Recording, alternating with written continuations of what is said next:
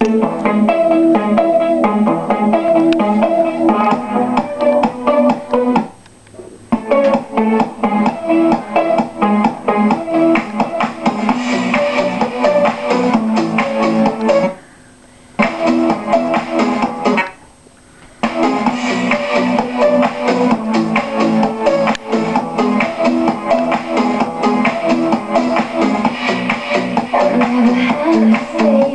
hoy día martes estamos convocados aquí por una fecha de bonaerenses. Se está disputando un partido de séptima división que se están midiendo con las chicas de San Clemente. Y bueno, por un lado también sirve para puesta a punto y paralelamente para seguir con el tema de la competitividad, más que nada.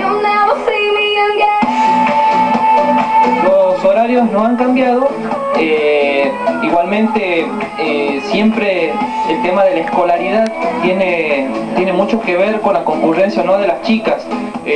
La etapa de la escolaridad con el tema de sus exámenes trimestrales y todo hace que pueda disminuir el caudal de gente, pero no es tan significativo. Los horarios no se modificaron y bueno,